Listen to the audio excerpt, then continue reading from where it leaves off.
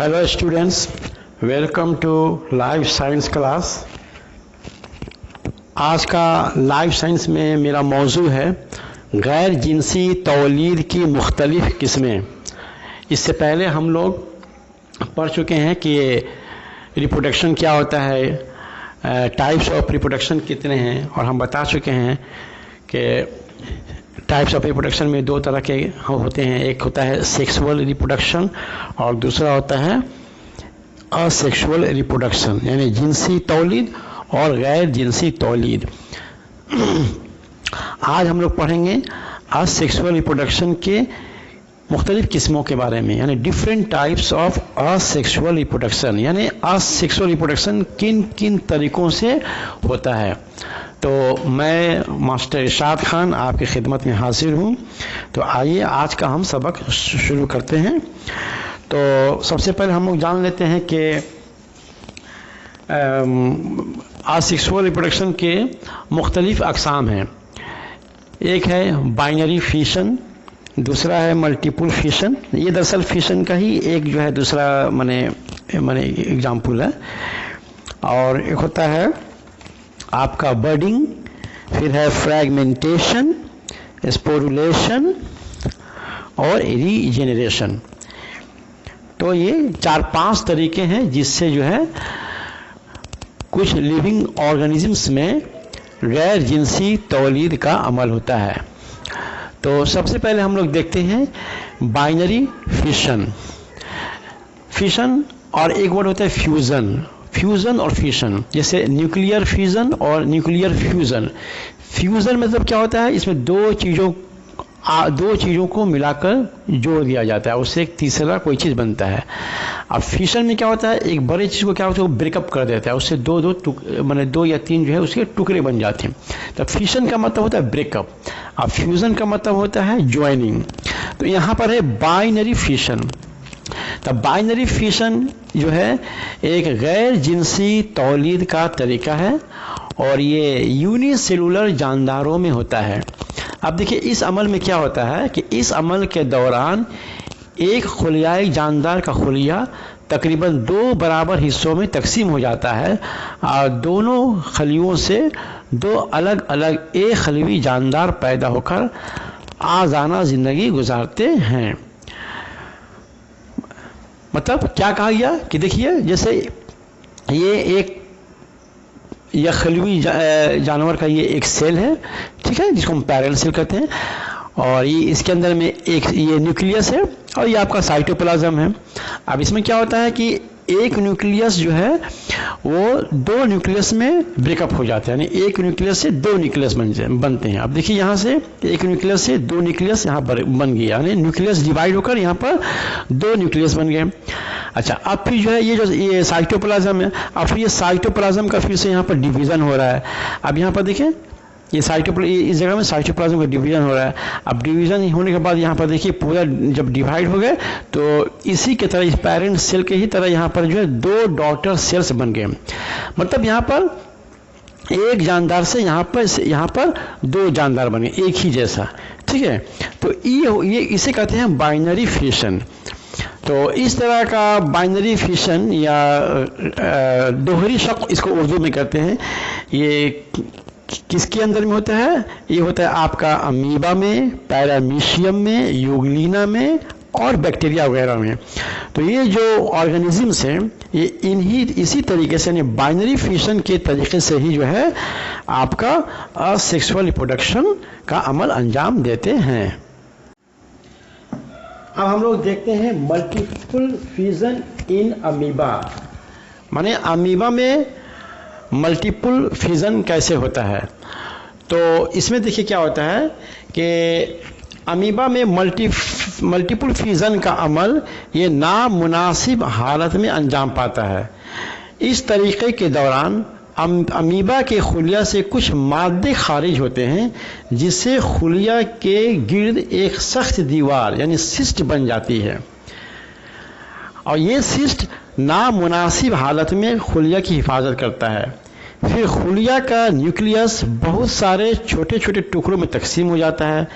Nucleus के हर टुकड़े के गिर्द कुछ साइटोप्लाज्म जमा होने से स्पोर्स बनते हैं जब हालात मुनासिब होते हैं तो सिस्ट की दीवार फट जाती है, जिससे स्पोर्स बाहर निकलकर एक खुलियाई अमीबा बन जाते हैं। देखिए इसमें क्या कहा गया है, इसमें ये क्या कहा गया है कि ये देखिए ये आपका अमीबा है, ये अमीबा का ये न्यूक्लियस है।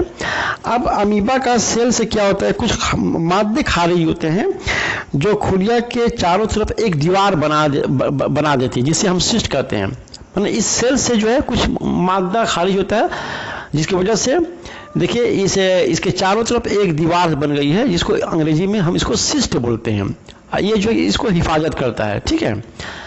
अच्छा, अब उसके बाद क्या होता है कि जब सिस्ट बन गया, अब उसके बाद क्या होता है कि ये जो न्यूक्लियस है फिर बहुत सारे जो है न्यूक्लियाई में जो है ये तकसीम हो जाते हैं। बाइनरी फिशन में क्या था, बाइनरी फिशन में ये था कि एक न्यूक्लियस तकसीम होकर उससे दो न्यूक्लियस बनते थे। इसमें एक न्यूक्लियस तकसीम होकर मल्टीपल न्यूक्लियस बनते हैं, मतलब एक से ज्यादा, ठीक है। अच्छा, तो बहुत सारे जो मल्टीपल देखिए यहाँ पर देख रहे हैं कि एक न्यूक्लियस है। अब यहाँ पर आपको क्या दिखला रहा है, यहाँ पर बहुत सारे एक न्यूक्लियस यहाँ यहाँ यहाँ यहाँ, ठीक है। ये न्यूक्लियस तकसीम होकर बहुत सारे न्यूक्लियस बन गए। अब फिर इस न्यूक्लियस के चारों तरफ फिर साइटोप्लाज्म जमा हो जाता है। अब फिर इससे जो स्पोर्स बन जाते हैं। स्पोर्स जो है, जब इस पर रिलेशन हम पढ़ाएंगे तो वहाँ पर आपको समझ में आ जाएगा। फिर ये जो सिस्ट है, ये फिर दीवार जो है जब हालत मुनासिब हो जाता है तो ये दीवार टूट जाती है और तमाम जो है ये न्यूक्लियस जो फिर बाहर निकल जाते हैं और फिर एक नया जो है अमीबा जो है बन जाता है। तो ये हुआ मल्टीपल फ्यूजन इन अमीबा। अब हम देखते हैं मल्टीपल फ्यूजन प्लाज्मोडियम के अंदर जो है कैसे होता है। तो प्लाज्मोडियम तो आप जानते हैं, प्लाज्मोडियम एक प्रोटोजोआ है जो कि यूनिसेलुलर होता है। इसके दौरे हयात में बहुत सारे मरहले आते हैं, उनमें से एक मरहला को हम लोग कहते हैं साइजोन्ट, ठीक है। इसमें भी, इस प्लाज्मोडियम में भी जो है अमीबा की ही तरह जो है मल्टीपल फ्यूजन होता है और इस तरीका को हम कहते हैं साइजोगोनी। और इससे जो नए खलिए जो वजूद पजीर होते हैं उसे हम कहते हैं मीरोजोइड्स। अब देखिए इसमें क्या होता है, पहले आप समझिए, ठीक अमीबा के ही तरह इसके अंदर भी जो मल्टीपल फ्यूजन होता है। देखिए ये आपका ये एक सेल है, ये दरमियान में आपका ये जो ब्लैक कलर का ये न्यूक्लियस है और ये आपका साइटोप्लाज्म है, ये सेल हो गया, और ये आपका सिस्ट, ठीक है। जैसे कि अमीबा में सिस्ट बना था, देखिए यहाँ पर लिखा हुआ भी है प्रोटेक्टिव वॉल, माने एक जो है माने ये एक दीवार है जो ये पूरे सेल को क्या करती है, हिफाजत करती है।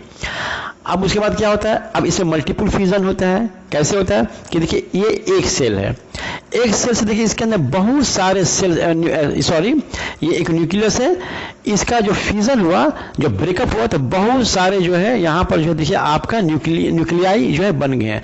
अब हर न्यूक्लियाई के चारों तरफ देखिए साइटोप्लाज्म बन गया है। तो देखिए ये भी एक सेल, ये न्यूक्लियस है और ये जो है पूरा जो ये साइटोप्लाज्म है और ये इसकी दीवार है। तो ये आपका ये एक सेल हो गया, ये सेल। तो देख रहे हैं इसके अंदर बहुत सारे डॉटर सेल इसी के अंदर में क्या है, मैंने ऑलरेडी तैयार हो चुके हैं।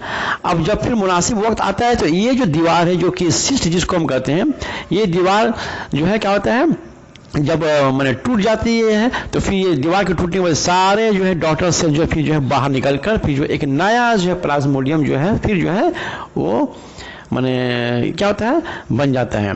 तो ये हुआ आपका प्लाज्मोडियम में माने मल्टीपल फ्यूजन कैसे होता है। बस अमीबा के ही तरह जो है इसके अंदर मुशाबियत है, सिर्फ इसमें यही याद रखना है कि इसमें जिस मरहला में ये अमल शुरू होता है उसको हम कहते हैं साइजोन्ड। और इस तरीके से जो इसमें जो डॉटर सेल्स या जो नए खुलिए जो है या नए प्लाज्मोडियम जो पैदा होते हैं उसे हम साइजोगोनी कहते हैं, उस अमल को कहते हैं। और जो नए जो प्लाज्मोडियम जो वजूद पजीर होते हैं उसे हम कहते हैं मीरोजोइड्स। तो ये था आपका मल्टीपल फ्यूजन इन प्लाज्मोडियम। अब हम लोग देखते हैं कि बर्डिंग इन ईस्ट। ईस्ट तो आप जानते हैं, क्लास 9 में पढ़ चुके हैं कि ये एक यूकैरियोटिक फंगी है और यूनिसेलुलर होते हैं। तो बर्डिंग ईस्ट में किस तरह से होता है, देखिए इसमें क्या होता है, इस तरीका के दौरान ईस्ट के खुलिया की दीवार से एक या एक से ज़्यादा उभार पैदा होते हैं जिनको कलियां कहते हैं, बर्ड्स कहते हैं। ये उभार यानी कलियां जो है असल खुलिया से जुड़े रहकर आहिस्ता आहिस्ता बड़े होते हैं और आखिर में असल खुलिया से अलग होकर ईस्ट के नए खुलिये बन जाते हैं। मतलब ये हुआ कि आप इस तस्वीर में देखिए, ये आपका ईस्ट है, ये उसके न्यूक्लियस है। अब क्या होता है, इसके यहाँ पर जो है इस यहाँ पर देखिए, ये वाला जो हिस्सा है थोड़ा सा ग्रो कर जाता है, बाहर की तरफ ग्रो कर जाता है। इसी को हम उभार कहते हैं या इसको बड कहते हैं अंग्रेजी में, ठीक है।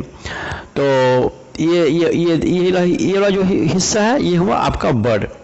फिर जो ये और ग्रो करता है और अपने माने जो मादरी जो ईस्ट सेल है उसी के साथ ये जुड़ा भी रहता है। फिर बाद में और जब उसके अंदर में जो है ग्रोथ जब बालदगी होती है तो फिर ये जो है अपने पेरेंट्स से जो है ये फिर अलग होकर जो है एक नए जो है फिर ईस्ट का खुलिया जो है तैयार हो जाते हैं। तो इसे कहते हैं बडिंग।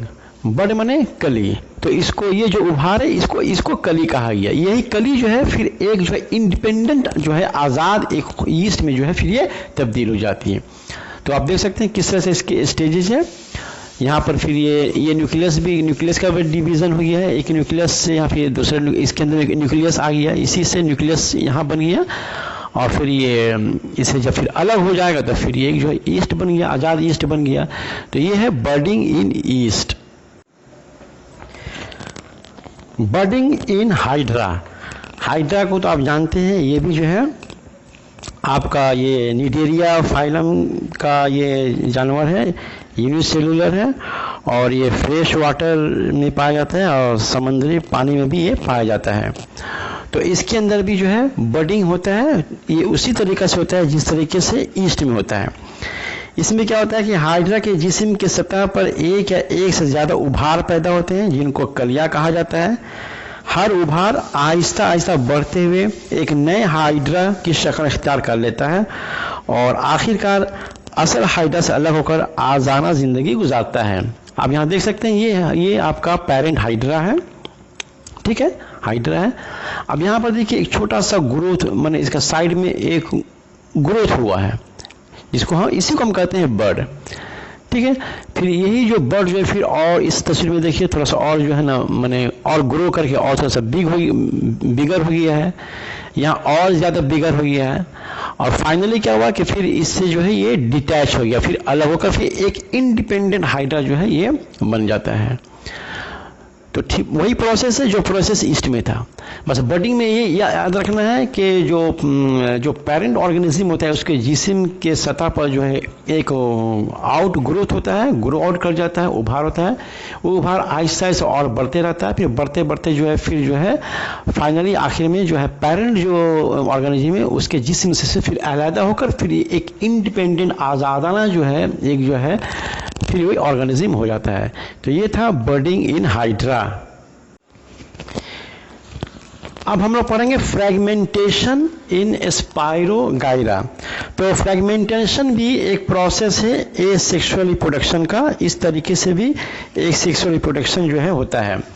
पहले स्पाइरोगाइरा तो आप जानते हैं ये एल्गी किंगडम का जो ये एक एल्गी है, यानी प्लांट किंगडम को तो आप जानते हैं कि 5 हिस्सों में तकसीम किया गया है, एल्गी, ब्रायोफाइटा, टेरिडोफाइटा, जिम्नोस्पर्म्स और एंजियोस्पर्म।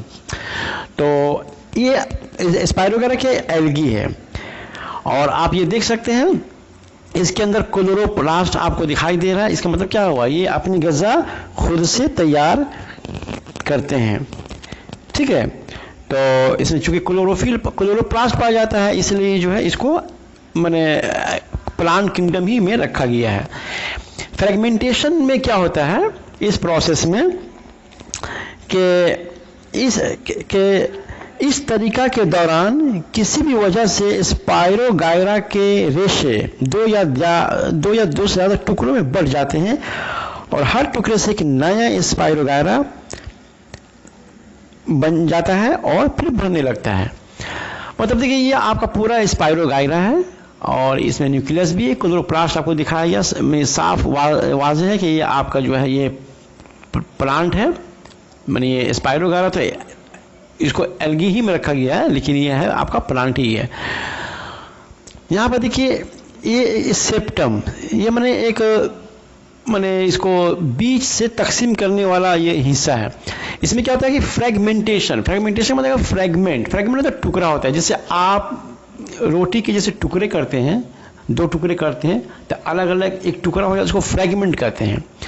तो किसी एक चीज़ का जो है आधा हो जाना, टुकड़ा हो जाना, उसी को हम फ्रेगमेंटेशन कहते हैं। यानी ये एक स्पाइरोगायरा है, इससे इसके 2 टुकड़े हो गए और हर टुकड़ा जो है एक अलग इंडिपेंडेंट जो है पूरा जो है मुकम्मल तौर पर एक स्पाइरोगायरा बन गया।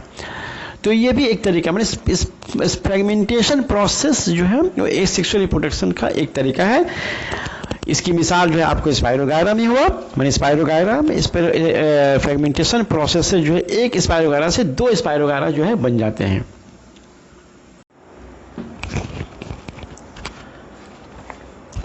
स्पोरुलेशन और स्पोर फॉर्मेशन। स्पोर फॉर्मेशन माने स्पोर्स के जरिया जो है फंगी में जो है एसेक्सुअल रिप्रोडक्शन होता है। तो जैसे कि म्यूकर हुआ या एग्रिकस हुआ या राइजोपस हुआ, इस तरह के फंगी में जो है स्पोर फॉर्मेशन के जरिया गैर जिनसी तौलीद का अमल होता है। आप तो फंगी के बारे में जानते हैं कि फंगी का जिस्म या खलवी होता है और इसमें फिर लातादाद खुर्दबीनी रेशों से इनका बॉडी बना होता है, जिन्हें हम हाइफे कहते हैं। तो ये जो देखिए ये जो है ये हाइफा है, ठीक है, ये हाइफा है। और ये जो है रिजोइड्स है, यानी इसमें तो जड़ें नहीं होती हैं, लेकिन जड़ के मुतबादिल इसमें कुछ रेशे पाए जाते हैं जिन्हें हम रिजोइड्स कहते हैं। और यही हाइफे जो है आगे जाकर जो है ये रेशा, इसी रेशा के माने टिप के ऊपर जो है माने जो इसका चोटी है उस पर जो है ये एक थैली नुमा एक स्ट्रक्चर होता है जिसे हम स्पोरेंजियम कहते हैं और इसी के अंदर स्पोर्स बनते हैं। ये नन्हे नन्हे ज़र्रात हैं जिन्हें हम स्पोर्स कहते हैं। अब यही जो है स्पोरेंजियम जो है जब कोई बस्ट कर जाता है, फट जाता है, तो इसमें से स्पोर्स जो है निकल जाते हैं और फिर ये स्पोर्स जो है हवा के ज़रिया जो है ना उड़ कर कहीं चले जाते हैं। फिर जहाँ ये गिरते हैं वहाँ से फिर जो है नया जो है फंगी पैदा होता है, या पानी के बहाव से किसी दूसरे जगह पहुँच जाते हैं तो वहाँ फिर जो है ठहर जाते थे, फिर वहाँ से एक नया जो है फंगी जो है पैदा हो जाता है। जैसे इस तस्वीर में देखिए ये हाइफे है, ठीक है। तो ये हाइफा, इसको हम हाइफे कहते हैं। यही हाइफा के चोटी पर जो है ये माने थैलीनुमा एक स्ट्रक्चर पाया जाता है जिसको हम स्पोरेंजियम कहते हैं। इसी स्पोरेंजियम के अंदर में स्पोर्स पाए जाते हैं और फिर जब बस्ट कर जाता है, फट जाता है, तो फिर उससे जो है स्पोर्स जो है बाहर निकल आते हैं और फिर जो है हवा, पानी या किसी और तरीके से मुनासिब जगह पहुंचकर नए फंगी पैदा करते हैं। स्पोरुलेशन इन ब्रायोफाइट्स। तो ब्रायोफाइटा तो आप जानते हैं कि ये भी एक पौधा है, लेकिन इसमें फूल नहीं पाए जाते हैं और इनमें ना कोई जड़ होता है, ना तना होता है, ना कोई पत्तियां होती हैं। इसमें जड़ की जगह पर जो है रिजोइड्स पाए जाते हैं। ये रिजोइड्स इसका मुतबादिल है, ये रिजोइड्स पाए जाते हैं, ठीक है। तो ब्रायोफाइटा में भी उसी तरीक़े से मैंने स्पोर्स फॉर्मेशन के जरिए एसेक्सुअल रिप्रोडक्शन होता है, जैसे अभी हम पढ़ चुके हैं कि जैसे फंगस में होता है। तो ब्रायोफाइटा जैसे कि रिक्सिया वगैरह के फिर ऊपरी हिस्से में एक कैप्सूल नुमा चीज़ पैदा होती है जिनके अंदर स्पोर्स बनते हैं। एक कैप्सूल के पुख्ता होकर फटने से स्पोर्स बाहर निकल आते हैं और हवा, पानी या किसी और जरिया से मुनासिब जगह पहुंचकर नए पौधा पैदा करते हैं। माने वही बात है जो कि इससे पहले फंगी में कहा गया था। ये आपका देखिए, ये आपका स्पोरेंजियम है, इसके अंदर स्पोर्स है, फिर ये स्पोरेंजियम जो है बर्स्ट कर गया, फट गया, तो इससे स्पोर्स निकला है। अब स्पोर्स जो है हवा के जरिए कहीं पर उड़कर जो है किसी जगह पहुंच गया, तो फिर वहाँ से फिर एक नया पौधा निकल आया, या पानी के बहाव के जरिए चला गया तो वहाँ एक नया पौधा निकल कर चला आया। तो ये है इस तरह से ये ब्रायोफाइटा। ये है आपका रिजोइड्स वगैरह, ठीक है। यही आपको हाइफा कहते हैं। यही हाइफा आगे चलकर जो है इसके आखिरी सिरे पर जो है चोटी पर जो स्पोरेंजियम बनता है, स्पोरेंजियम के अंदर स्पोर्स पैदा होते हैं। तो ये है आपका स्पोरुलेशन इन ब्रायोफाइट्स। स्पोरुलेशन इन टेरिडोफाइट्स, या टेरिडोफाइटा। अब टेरिडोफाइटा क्या होता है? ये भी जो है बगैर फूल वाले पौधे हैं, लेकिन ब्रायोफाइटा से इसका फर्क यही है कि टेरिडोफाइटा के जिस्म में जो है बाकायदा तौर पर जड़, तना और पत्ते पाए जाते हैं। ब्रायोफाइटा में क्या होता है? ब्रायोफाइटा में ना जड़ होता है, ना तना होता है, ना पत्ते होते हैं। लेकिन टेरिडोफाइटा में क्या होता है? इसमें जड़, तना और पत्ते सब कुछ पाए जाते हैं। और इसमें भी उसी स्पोर्स के जरिए इसमें भी जो है माने गैर जिनसी तौलीदी का अमल होता है। तो इसमें क्या होता है? जैसे कि टेरिडोफाइटा जमात के पौधे जैसे फर्न या ड्राइप्टेरिस, मार्सिलिया, ठीक है, इनके पत्तियों के निचली सतह पर जो है स्पोरेंजियम पैदा होते हैं। ये देख रहे हैं, ये आपका ये स्पोरेंजियम है। देखिए पत्तों की निचली सतह पर दिखाया गया है, ठीक है, ऊपरी सतह पर नहीं होते। ये स्पोरेंजियम, ये सब स्पोरेंजियम है, ठीक है, ये पत्तों के निचली सतह पर है, ठीक है। तो पत्तियों के निचली सतह पर स्पोरेंजियम पैदा होते हैं, जिनके अंदर स्पोर्स बनते हैं। वही बात है जो इससे पहले कहा गया कि स्पोरेंजियम्स के अंदर स्पोर्स होते हैं, फिर स्पोरेंजियम के पुख्ता होकर फटने से स्पोर्स बाहर निकल आते हैं और हवा, पानी, किसी और जैसे मुनासिब जगह पहुंचकर फिर नए पौधे पैदा करते हैं। माने एक ही बात है कि जो कॉमन मुश्तरका तमाम टेरिडोफाइट्स में, ब्रायोफाइट्स में, फंगी में, कि स्पोरेंजियम के अंदर स्पोर्स पैदा होता है। स्पोरेंजियम जब मैच्योर हो जाता है, जब राइप हो जाता है, बर्स्ट कर जाता है, मैंने फट जाता है, फिर से स्पोर्स बाहर निकल आते हैं। ये स्पोर्स फिर हवा के जरिए या पानी के जरिए या किसी और जरिए से किसी मुनासिब जगह पर जब वहाँ पर पहुँच कर गिर जाते हैं, ठहर जाते हैं, फिर वहाँ से एक नया जो है पौधा जो है फिर बन जाते हैं। तो इस तरह से इसके अंदर गैर जिनसी तौलीदी का अमल अंजाम पाता है। रीजेनरेशन इन प्लेनेरिया, ये भी एक गैर जिनसी तौलीद का एक तरीका है।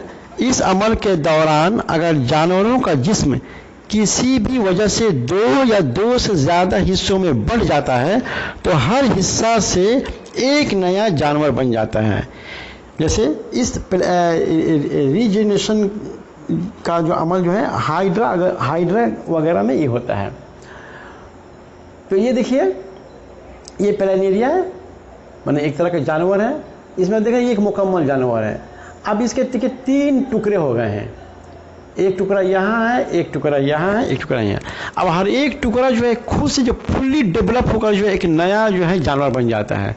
इससे भी एक पूरा जानवर बन गया, इस हिस्से से भी बन गया, एक हिस्से से बन। ये अल्लाह ताला की अजीमुशान कुदरत है जो कि इंसान जो है आज के दौर में इसको जान सकता है या देख सकता है। तो ये है रीजेनरेशन का अमल। तो ये बहुत ही गैर मामूली ये एक तरीका है, इसमें गैर जिनसी तौलीदी का अमल कि मैंने गोया ऐसा लगता है जैसे कि इंसान को अगर 3 टुकड़े या 4 टुकड़े कर दिए तो इंसान तो बचेगा नहीं, मर ही जाएगा। लेकिन प्लेनेरिया या हाइड्रा वगैरह में ये जो जानवर में इसमें इसी तरह का अमल होता है कि इसके जिस्म का 2 या 2 से ज़्यादा हिस्सों में तकसीम भी हो जाता है। तो हर एक हिस्सा से जो है एक मुकम्मल तौर पर जो है एक जो है नया जानवर बन जाता है। तो ये था माने आपका different types of asexual reproduction. तो हमने आज पढ़ा कि एसेक्सुअल रिप्रोडक्शन किन किन तरीक़ों से होता है।